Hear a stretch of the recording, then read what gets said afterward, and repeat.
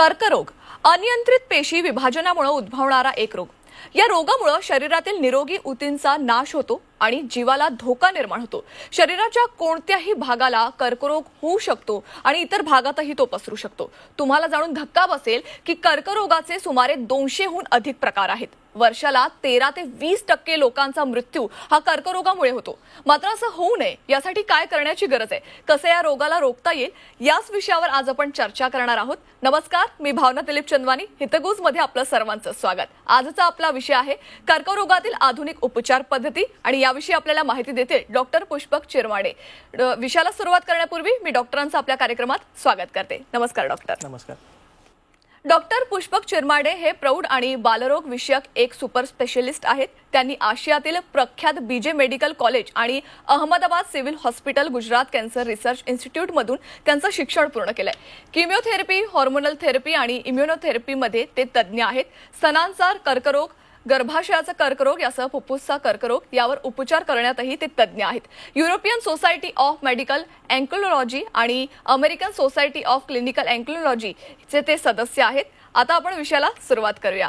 Doctor, एकूणच आपण जर बघितलं तर कर्करोगाचं जे प्रमाण आहे ते वाढत चाललेलं आहे आणि महत्त्वाचा मुद्दा म्हणजे मगाशी सुरुवातीला जेव्हा माहिती देण्यात आली त्यामध्ये 13 ते 20% लोकांचा जो मृत्यू आहे तो कर्करोगामुळे होतो वर्षभरामध्ये।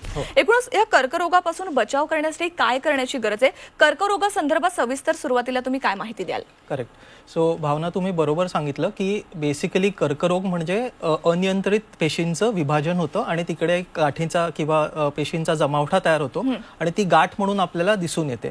आता ही कोणत्याही अवयवात गाठ असू शकते। सो इट कॅन बी ब्रेस्टमध्ये, म्हणजे त्याला आपण म्हणतो स्तनाचा कर्करोग, फुफ्फुसामध्ये लंग्सचा कर्करोग किंवा जबड्याचा, जे तंबाखू सेवन किंवा धूम्रपान करतात त्यांना जबड्याचाही कर्करोग होऊ शकतो। आता हे जे आहे कर्करोग काय असते ह्याचं एक आपण एक्झाम्पल बघितलं, पण नक्की हा कर्करोग कशामुळे होतो? तो कर्करोग होण्यापाठी बरेचशी कारणं आहेत। काही अनुवंशिक असू शकतात, म्हणजे जेनेटिक, दॅट इज गुणसूत्रांमध्ये जे बदल होतात, DNA चेंजेस, त्याच्यामुळे कर्करोग होऊ शकतो। काही आपले लाईफस्टाईल रिलेटेड फॅक्टर्स असतात, म्हणजे धूम्रपान, मद्यपान, तंबाखू सेवन, ज्याच्यामुळे जबड्याचा आणि फुफ्फुसाचा कर्करोग होतो। किंवा स्तनाचा कर्करोग म्हणजे जे आपले पाश्चात्य देशासारखे आपले जी लाईफस्टाईल झालेली आहे, म्हणजे स्ट्रेसफुल लाईफ आहे, फास्ट फूड आहे, हॉर्मोनल चेंजेस होतात ह्या स्ट्रेसमुळे, त्यामुळे स्तनाचे कर्करोग होऊ शकतात। तर बेसिकली हे कर्करोग आता ह्या मागच्या दशकामध्ये एकदम आघाडीस येत आहेत, ज्याच्यामुळे आपल्याला एक मॉर्बिडिटी होते आहे। सो आपल्या देशामध्ये जे काही पेशंट्स कर्करोगामुळे सफर होत आहेत हे ऑलमोस्ट हार्ट डिसीजपेक्षा जास्त होत चाललेले आहेत। आता WHO जी जागतिक संस्था आहे, जी ह्याचं एक जागतिक आरोग्य संघ जे आहे, जे ह्याचं एक काउंटिंग करत असतं, तर ते म्हणतात की 2025 पर्यंत कर्करोग हा नंबर 1 कारण असेल ज्याच्यामुळे भारतीयांना एक हानी होते आहे किंवा भारतीयांची जी आपण मॉर्बिडिटी किंवा आजारामुळे जो होणारा त्रास असतो तो वाढत चाललेला आहे। सो कर्करोग हा जो प्रश्न आहे हा सोडवणं अत्यंत गरजेचं आहे आणि it's the need of the hour. Doctor, generally आपण बघतो की कर्करोग अर्थात कॅन्सर झाल्यानंतर त्यामध्ये उपचार पद्धती वापरली जाते ती किमोथेरपी किंवा रेडिओथेरपी। मात्र या व्यतिरिक्त आता कुठल्या थेरपी तयार झालेल्या आहेत का किंवा कुठल्या नेमक्या आधुनिक पद्धती आहेत ज्याद्वारे कॅन्सर हा दूर करता येतो, त्यावर उपचार करता येतो? बरोबर। तर आपण बघितलं तर कॅन्सरची ट्रीटमेंट ह्याचे 3 मूलभूत आधारस्तंभ आहेत। त्याच्यामध्ये पहिला म्हणजे किमोथेरपी, दुसरं सर्जरी किंवा शल्यक्रिया, तिसरं रेडिओथेरपी म्हणजे एक्सरे किंवा लाईट थेरपी। तर हे जे आहेत हे traditional ways to tackle cancer आपण म्हणता येतील की हे आपले एक बेसिक कॅन्सर ट्रीटमेंट आहे। पण जसं जसं कॅन्सरचं प्रमाण वाढत गेलं, त्याचं संशोधन वाढत गेलं आणि आपली त्याची एक समज वाढत गेली, तसं तसं कॅन्सरमध्ये आपल्याला नवीन नवीन ट्रीटमेंट इंट्रोड्यूस करता आल्यात। तर आता हा एकदम झपाट्याने मागच्या 5 वर्षामध्ये आपल्याला 2 प्रकारच्या एकदम छान थेरपीज आणि एकदम इफेक्टिव्ह थेरपीज आपल्याला म्हणता येतील त्या सामोरे आलेल्या आहेत। त्याला म्हणतात टार्गेटेड थेरपी आणि दुसरं आहे इम्युनोथेरपी। हे किमोथेरपी सारखेच मेडिकल मॅनेजमेंट ऑफ कॅन्सरमध्ये पकडले जातात आणि ते इंजेक्शनच्या स्वरूपात किंवा गोळ्यांच्या रूपातच दिले जातात पेशंटला। पण त्याचं जे एक बॉडीमध्ये गेल्यानंतरची जी कार्यपद्धती आहे ती थोडी वेगळी आहे आणि ती कार्यपद्धती अशी आहे की ती सिलेक्टिव्हली कॅन्सरला किल करतं किंवा कॅन्सरच्या पेशींवरती मारा करतं, पण नॉर्मल पेशी ज्या आहेत त्यांना ते सोडून देतं किंवा त्यांच्यावरती जो होणारा साईड इफेक्ट आहे तो कमी असतो. So it's like more selective killing of the cancer cells and this is what we have achieved. हे आपल्याला मागच्या 5 वर्षामध्ये फार आघाडीच ही म्हणजे रिसेंट ऍडव्हान्स म्हणता येईल आपल्याला कॅन्सर ट्रीटमेंटमध्ये. तुम्ही टार्गेटेड थेरपी संदर्भात माहिती दिली, मात्र मला सविस्तर खरं तर या संदर्भात जाणून घ्यायचंय की ही टार्गेटेड थेरपी म्हणजे नेमकं काय असते आणि महत्वाचा मुद्दा म्हणजे कोणकोणत्या कॅन्सरवर या थेरपीचा उपचार केला जातो. किमोथेरपीपेक्षा ही थेरपी वेगळी कशी आहे? तर बेसिकली आता एक थोडक्यात आपण किमोथेरपी बद्दल समजून घेऊया. सो किमोथेरपी म्हणजे काय असते? किमोथेरपी हे सेम एक इंजेक्शनच्या रूपात आपण पेशंटला देतो. तर किमोथेरपी काम कसं करतं? ज्या पेशींचं आपण बघितलं अनियंत्रित वाढ होते आणि फास्ट वाढ होते, म्हणजे ते रॅपिडली डिव्हायडिंग आहेत, तर अशा सेल्समध्ये ज्यांचं विभाजन फार पटपट होतंय त्यांच्यावरती किमोथेरपी काम करते. पण आता जसं आपण एक जुनी म्हण आहे की समजा आपण सुका कचरा जाळायला गेलो तर थोडी ओली पानेही त्याच्यात जळतात. तर तसंच हे ह्याच्यात होतं की जे काही पटपट डिव्हिजन किंवा विभाजन होणाऱ्या पेशी आहेत अशा पेशी नॉर्मली आपल्या बॉडीमध्ये असतात आणि ह्या नॉर्मल पेशींचंही किमोथेरपीमुळे थोडंसं डिस्ट्रक्शन होतं आणि त्यामुळे किमोथेरपीमुळे अनुभवणारे जे साईड इफेक्ट्स आहेत हे आपण बघतो. आतापर्यंत बऱ्याच आजारांसाठी मूलभूत जे काही एक आपण म्हणणार पर्याय आहे तो किमोथेरपी आहे. पण over a period of time बऱ्याच वर्षांपासून जे काही संशोधन चालत आलेलं आहे तर किमोथेरपी सोबत आपण जी औषधी वापरतो त्यांना आम्ही प्री मेडिकेशन आणि पोस्ट मेडिकेशन देतो. म्हणजे तो एक अख्खा प्रोटोकॉलच असतो की ज्याच्यामध्ये आम्ही काही औषधं किमोथेरपीचे साईड इफेक्ट्स प्रिव्हेंट करण्यासाठी देतो आणि काही औषधं किमोथेरपी नंतर देण्यात येतात पेशंटला. आणि त्यामुळे जो एक अनुभव असतो किमोथेरपी सहन करण्याचा तो बऱ्यापैकी आता कंट्रोलमध्ये आणि विदाऊट किंवा आपण साईड इफेक्ट फ्रीही म्हणू शकतो. म्हणजे आता माझ्या इतक्या वर्षाच्या प्रॅक्टिसमध्ये 100 फक्त मला वाटतं 1 किंवा 2% पेशंट्सला एक्स्ट्रीम साईड इफेक्ट्स अशा कॅटेगरीमध्ये किंवा आम्ही ग्रेड 3 ग्रेड 4 साईड इफेक्ट्स म्हणतो असे होतात. 98% of the patients tolerate the chemotherapy really well. Okay, तर आता हे किमोथेरपी जरी आपण म्हटलं की दोन्ही ह्यांना थोडं थोडं डॅमेज करतं. म्हणजे कॅन्सर सेल्सला तर मेजर डॅमेज होतं पण नॉर्मल सेल्सलाही डॅमेज होतं. मग आता जसं जसं आपली अंडरस्टँडिंग वाढत गेली कॅन्सरची तसं आपल्याला असे काही घटक त्या कॅन्सरच्या पेशींवर दिसले की ज्याच्यावरती आपण समजा मारा केला किंवा ते ओळखून समजा मारा केला तर नॉर्मल पेशींवरचं होणारं डॅमेज सगळ्यात मिनिमम आपल्याला ठेवता येतं. आणि ह्यालाच म्हणतात टार्गेटेड थेरपी. म्हणजे त्या शब्दातच आहे टार्गेट. म्हणजे एका कॅन्सरच्या पेशीवरती आपण टार्गेट ओळखून मग त्याच्यावरती जो मारा होतो त्याला म्हणतात टार्गेटेड थेरपी. तर ही टार्गेटेड थेरपी आता बऱ्याचशा कॅन्सरसाठी आम्ही वापरतो आणि मला वाटतं आपण थोडंसं हे प्रेझेंटेशनवरती बघूया. तर what exactly is targeted therapy? तर टार्गेटेड थेरपीमध्ये समजा आपण हे बघतोय स्लाइड, तर आधी आपल्याला काही ठराविक गुणसूत्रांमधले जे बदल होते किंवा म्युटेशन्स आपण म्हणतो हे माहिती होते. पण आता जे मागच्या दशकात किंवा मागच्या 5 वर्षांमध्ये आपण बघितलं तर हे बदल आपल्याला खूप सारे दिसलेले आहेत. तर आपण बघू शकतो ह्या स्लाइडमध्ये की आपल्याला कॅन्सर हा नेमका कसा होतो, कोणत्या कारणांमुळे त्या कॅन्सर पेशीमध्ये एक वाढ झालेली असते किंवा त्याच्यामध्ये जे रॅपिड डिव्हिजन होतंय ते कशामुळे होतंय ह्याचा एक डीपर लेव्हलला आपल्याला एक समज आलेला आहे. आणि हे बेसिकली ह्या 5 वर्षांमध्ये आपण वापरून ही टार्गेटेड थेरपी डेव्हलप केलेली आहे. तर समजा आपण हे ग्राफिक बघितलं तर एक 5 वर्ष अगोदर समजा आपण लंग कॅन्सरचं एक उदाहरण घेतलं किंवा कोणत्याही कॅन्सरचं उदाहरण घेतलं तर ह्याच्यामध्ये लंग कॅन्सर हा एकच प्रकारचा कॅन्सर समजला जायचा. पण जसे जसे हे आपलं अंडरस्टँडिंग वाढत गेलं तर ह्या लंग कॅन्सरमध्ये आपण अजून सबटाईप्स आपल्याला ओळखू आले आणि त्या सबटाईपमध्ये मग आपल्याला कशी ट्रीटमेंट करायची आणि कोणते मेडिसिन्स त्याच्यावरती जास्त प्रभावी ठरतील हे आपण बघितले. तर आता समजा लंग कॅन्सरचं आपण उदाहरण घेतलं तर लंग कॅन्सरमध्ये आधी जो टाईप होता त्याला आम्ही म्हणायचो non small cell lung cancer आणि स्मॉल सेल लंग कॅन्सर. मग त्याच्यामध्ये नंतर नॉन स्मॉल सेल लंग कॅन्सरचे प्रकार आले, त्याला आता म्हणतात adenocarcinoma, squamous cell carcinoma. तर त्याच्यामध्ये म्हणजे मायक्रोस्कोप खाली जे डॉक्टर बघतात ते कॅन्सर कसा दिसतोय त्या अनुषंगाने ते अडिनो कार्सिनोमा आणि स्क्वॅमस सेल कार्सिनोमा असे 2 प्रकार ठरले.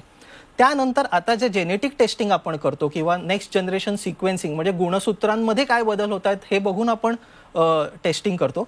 त्यावरती आपल्याला दिसलं की बरेचसे असे म्युटेशन्स असतात की जे ह्या आजारासाठी कारणीभूत असतात. मग आता ह्याच्यामध्ये समजा सांगायचं झालं तर फुफ्फुसाच्या कर्करोगामध्ये EGFR म्युटेशन, अल्क म्युटेशन किंवा रॉस म्युटेशन असे प्रकारचे जे गुणसूत्रांमधले बदल असतात, ह्या प्रत्येक गुणसूत्राच्या बदलावरती एक सिंपल गोळी ही पेशंटला सेवन करायची असते आणि त्या एका गोळीने त्याचा आजार बऱ्यापैकी कंट्रोल होतो. म्हणजे अगदी स्टेज 4चा आजार जरी असला, म्हणजे खूप म्हणजे फुफ्फुसात सुरू होऊन तो समजा बाकीच्या अवयवांमध्ये जरी पसरलेला असला तरी एका गोळीने ते कंट्रोल करता येतं. म्हणजे तुम्हाला ऑपरेशनची, रेडिएशन थेरपीची, किमोथेरपीची गरज नाही. आणि डॉक्टर अनेक जण घाबरतात ते किमोथेरपीला, कारण त्याचे जे दुष्परिणाम आहेत किंवा जे साईड इफेक्ट आहेत ते मोठ्या प्रमाणात दिसून येतात आणि त्यातल्या त्यात महिलांमध्ये हा होणारा कर्करोग अर्थात चेस्ट ब्रेस्ट कॅन्सर जो असतो तो जास्त प्रमाणात वाढलेला आहे.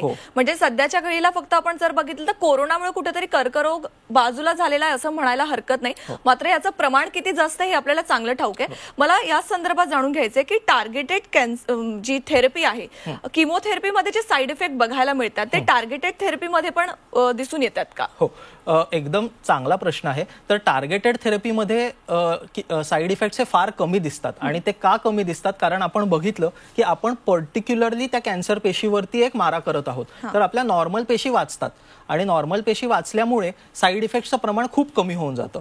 आता जस्ट एक तुमचं जे ब्रेस्ट कॅन्सरचं आपण उदाहरण बघितलं तर ब्रेस्ट कॅन्सरमध्ये आधी म्हणजे आत्ताही आपण किमोथेरपी ही मेजर थेरपी असते, पण काही असे वाईट प्रकारचे ब्रेस्ट कॅन्सर होते ज्याला आम्ही HER2 पॉझिटिव्ह ब्रेस्ट कॅन्सर म्हणतो, ज्याच्यावरती आधी काही उत्तर नव्हतं. म्हणजे पेशंटला कितीही तुम्ही व्यवस्थित ट्रीट जरी केलं तरी एक ॲव्हरेज स्टेज 4च्या पेशंटचा लाईफ स्पॅन होतं एक अबाउट 2 इयर्स. ठीक आहे. पण आता जी टार्गेटेड थेरपी आपण त्या HER2 रिसेप्टरवरती शोधलेली आहे त्याला आम्ही ट्रास्टुझुमॅब असं इंजेक्शन म्हणतो आणि त्या इंजेक्शनमुळे आपल्याला खूप जास्त फायदा मिळाला आहे. म्हणजे जे काही आपल्याला हे ऑलमोस्ट डबल किंवा ट्रिपल आपण म्हणता येईल असं करता आलेलं आहे जे लाईफ स्पॅन आहे ते. तर हे जी टार्गेटेड थेरपी ही आपण इंडिव्हिज्युअलीही देऊ शकतो आणि along with chemotherapy to achieve better रिझल्ट्सही देऊ शकतो. आलं लक्षात? सो बेसिकली समजा साईड इफेक्ट प्रोफाईल बघितली तर किमोचीही आता कमीच होते आहे, कारण जे ऍडव्हान्सेस आहेत प्री मेडिकेशन, पोस्ट मेडिकेशन आणि किमो पद्धती ज्या प्रकारे आम्ही देतो तर त्याच्यामुळेही साईड इफेक्ट कमी होत आहेत. आणि त्यांचा हातभार आता हे टार्गेटेड थेरपी म्हणजे किमोचा कमी डोस ठेवायचा, टार्गेटेडचा जास्त ठेवायचा आणि कॉम्बिनेशन मध्ये द्यायचं. तर अशामुळेही एक आपल्याला एक ऍडव्हान्टेज किंवा कॅन्सरवरती एक जास्त चांगलं उत्तर मिळालं असं आपण म्हणू शकतो. खरंय डॉक्टर, आतापर्यंत आपण बघितलं एकूणच की जी थेरपी वापरली जायची म्हणजे सुरुवातीला किमोथेरपी असू दे या थेरपीज आधी वापरल्या जायच्या, म्हणजे पण आता आधुनिक प्रकारच्या ज्या थेरपी संदर्भात तुम्ही बोलतायत अर्थातच टार्गेटेड थेरपी आणि दुसरा मुद्दा म्हणजे इम्युनोथेरपी. तर ही इम्युनोथेरपी नेमकी काय आहे, ती कशा पद्धतीनं वापरली जाते? बरोबर. तर इम्युनोथेरपी म्हणजे काय असते की आपल्या शरीरामध्ये ऑलरेडी एक इम्युन सिस्टम आहे. ठीक आहे. आपल्याला जेव्हा इन्फेक्शन्स होतात तेव्हा आपल्या बॉडीचे जे पांढऱ्या पेशी आपण म्हणतो सोप्या भाषेमध्ये, त्या पांढऱ्या पेशी जाऊन त्या इन्फेक्शनला फाईट करतात आणि मग काही दिवसांनी इन्फेक्शन क्लिअर आउट होऊन जातं. तर बेसिकली ही इम्युन सिस्टम आहे ही काहीही ॲबनॉर्मल म्हणजे आपल्या शरीराच्या व्यतिरिक्त जे काही पेशी असतात किंवा जे काही पॅथोजेन्स म्हणजे आजार करणारे हे असतात, म्हणजे आता आपण म्हणतो कोरोना व्हायरस किंवा कोणताही बॅक्टेरिया झाला तर शरीरात गेल्यावरती शरीराची जी इम्युन सिस्टम आहे ती ओळखते की ह्याच्या हे काहीतरी वेगळं आलेलं आहे, हे काही आपल्या बॉडीला बिलॉंग करत नाही, तर ही इम्युन सिस्टम जाईन तिथे अटॅक करते. आता कॅन्सरच्या पेशी अशाच असतात, ह्या नॉर्मल पेशी नसतात, ह्या ॲबनॉर्मल पेशी असतात आणि ह्या ॲबनॉर्मल पेशींनाही इम्युन सिस्टम ऍक्च्युअली ओळखत असते. आता समजा आपण आपलं उदाहरण बघितलं तर आपल्यामध्ये ही प्रोसेस सुरू असते, कारण आपण आता एवढं UV रेज म्हणा किंवा बरेचसे कॅर्सिनोजन्सला एक्सपोज झालेलो असतो, तर आपल्यामध्ये हे चेंजेस होतच असतात. पण जेव्हा हे हाताबाहेर जातात तेव्हा तो कॅन्सर होतो.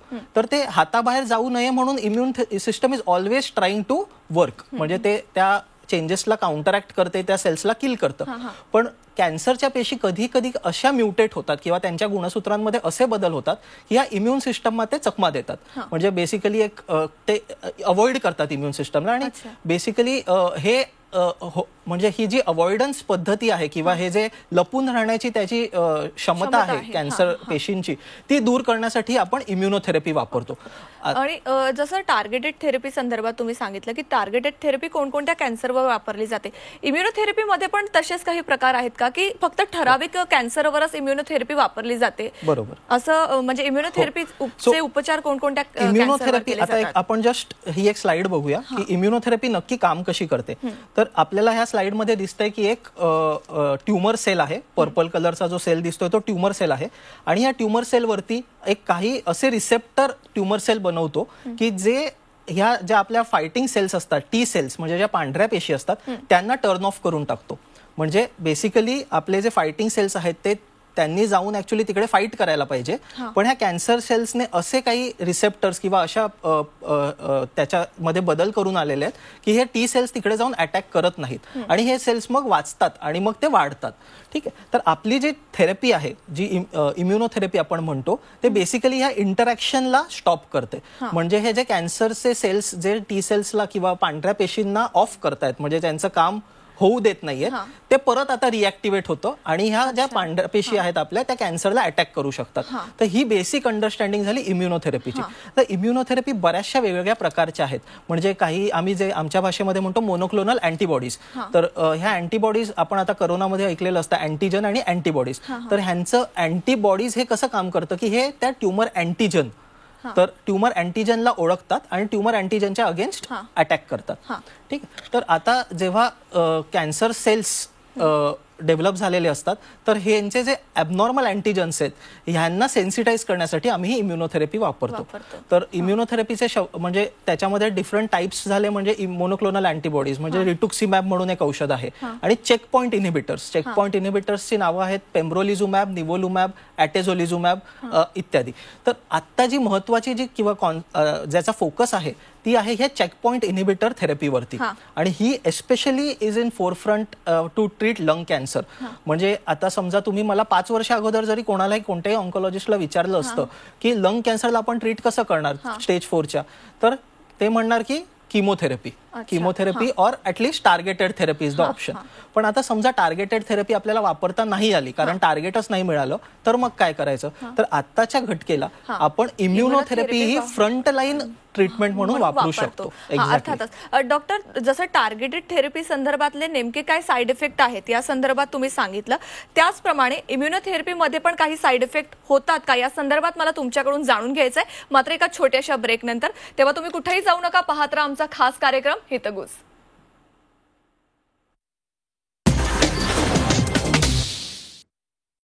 ब्रेकनंतर आपलं पुन्हा एकदा स्वागत. कर्करोगांवरील आधुनिक उपचार पद्धतींसंदर्भात आपण चर्चा करत होतो. डॉक्टर, पुन्हा एकदा चर्चेला सुरुवात करूया. डॉक्टर, ब्रेकवर जाण्यापूर्वी मी अर्थातच साईड इफेक्ट संदर्भात तुमच्याशी बोललेले होते, तर मला साईड इफेक्ट संदर्भात जाणून घ्यायचं आहे. इम्युनोथेरपी करताना कुठले साईड इफेक्ट दिसून येतात का? बरोबर. तर इम्युनोथेरपी ही एका वेगळ्या प्रकारे काम करते. तर इम्युनोथेरपी ही डायरेक्ट कॅन्सरवरती मारा न करता इम्युन सिस्टमला आपल्या स्ट्रॉंग बनवते आणि ती इम्युन सिस्टम मग कॅन्सरवरती अटॅक करते. तर बेसिकली जे काही किमोथेरपी रिलेटेड साईड इफेक्ट्स असतात म्हणजे हेअर लॉस वगैरे, हे असे इम्युनोथेरपी सोबत होत नाहीत. किंवा वयस्कर लोकांना म्हणजे जे 75 ज्यांनी गाठलेली आहे अशा लोकांनाही इम्युनोथेरपी आपण वापरता येते. म्हणजे वय हे त्याच्यासाठी एक बॅरियर नसतं. आणि अर्थातच तुम्ही आज ज्या 2 आधुनिक पद्धतींसंदर्भात आपल्याला माहिती दिली आहे, म्हणजे टार्गेटेड थेरपी आणि इम्युनोथेरपी, या 2 थेरपींचा येणाऱ्या भविष्यामध्ये यांचा भविष्य तुम्हाला कसं दिसतंय, काय एकूण सांगाल? तर बेसिकली मी म्हणेन की we are entering into the era of precision medicine. आलं लक्षात? म्हणजे पर्सनलाइज्ड मेडिसिन. आपल्या पेशंटला आणि त्याच्या आजाराला समजून आपण त्याच्या अगेन्स्ट ट्रीटमेंट करणे, हा एरा आता सुरू झालेला आहे. आणि ह्या टार्गेटेड थेरपी आणि इम्युनोथेरपी त्याचा सिंहाचा वाटा आहे. आणि बऱ्याच म्हणजे प्रयत्नांनंतर बहुतेक ट्रेडिशनल ट्रीटमेंट म्हणजे सर्जरी किंवा रेडिएशन किंवा किमोथेरपी देज may be replaced by targeted therapy आणि इम्युनोथेरपी फॉर बेटर रिझल्ट. तर बेसिकली ह्या पुढच्या दशकामध्ये मला वाटतं बरेचसे कर्करोग, बरेचसे कॅन्सर्स हे इम्युनोथेरपी आणि टार्गेटेड थेरपीने व्यवस्थितरित्या आणि कमी साईड इफेक्ट्समध्ये आपण ट्रीट करू शकू. आणि बेसिकली हे एक चांगलं आपल्याला रिस्पॉन्स दिसतोय या नवीन थेरपीजचा. ओके, खरं आहे डॉक्टर. अर्थातच इम्युनोथेरपी आणि टार्गेटेड थेरपी नेमकी काय असते, कशा आधुनिक पद्धती आहेत या उपचारासाठी, या संदर्भात तुम्ही सविस्तर माहिती या ठिकाणी आपल्याला दिली आहे, त्यासाठी खूप खूप धन्यवाद. थँक्यू. या कार्यक्रमात मी आता इथंच थांबते. ताज्या बातम्यांसाठी पाहत राहा फक्त झी 24 तास आणि रहा एक पाऊल पुढे.